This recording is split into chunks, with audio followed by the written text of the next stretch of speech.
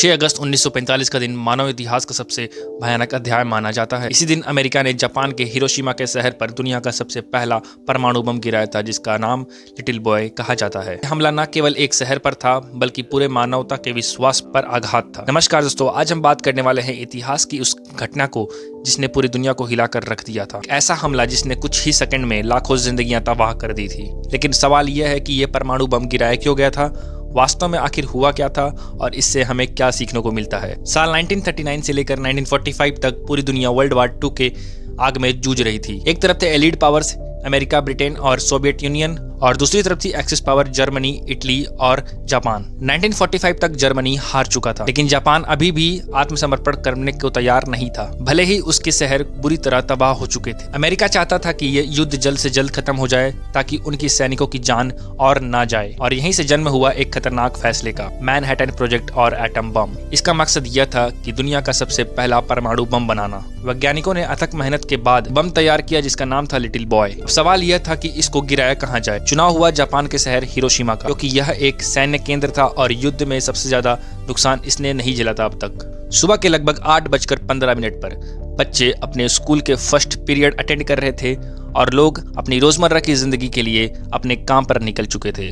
तभी आता है आसमान पर अमेरिका का विमान जिसका नाम था एनोला गे, और हिरोशिमा के आसमान पर उड़ रहा था।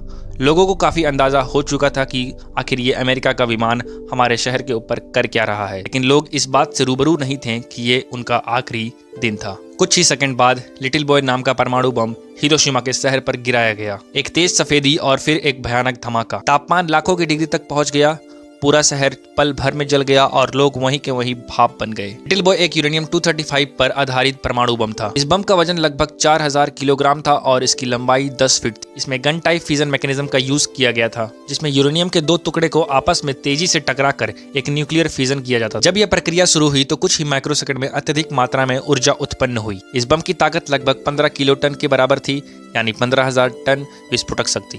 जो लोग विस्फोटक से जीवित बच गए थे उन्हें रेडिएशन ने धीरे धीरे मौत के करीब पहुंचा दिया। रेडिएशन के कारण बाल झड़ना, उल्टी और कमजोरी, त्वचा जलना, कैंसर और बच्चों में जन्मजात विकृतियां। इन पीड़ितों को हिबाकुसा कहा गया, जिन्हें सामाजिक भेदभाव का भी सामना करना पड़ा। जहां कभी चहल पहल थी वहां पल भर में राख और सन्नाटा रह गया। लोग अपने परिजनों को पहचान तक नहीं पाए। नदियां लाशों से भर गई और अस्पताल पूरी तरह असहाय हो गया। हिरोशिमा अब केवल एक शहर नहीं, बल्कि परमाणु हथियारों के खिलाफ एक वैश्विक चेतावनी बन गया। लिटिल बॉय परमाणु बम ने युद्ध तो खत्म कर दिया, लेकिन ये सवाल आज भी अनुरक्त है, क्या किसी भी हालात में इतना बड़ा विनाश जायज है? हिरोशिमा हमें यह सिखाता है कि विज्ञान की सबसे बड़ी जिम्मेदारी मानवता को बचाना है, ना कि उसका विनाश करना। दोस्तों, अगर आपने इस वीडियो को यहाँ तक देखा है और वीडियो आपको पसंद आई है तो वीडियो को लाइक कर देना, चैनल को सब्सक्राइब कर देना।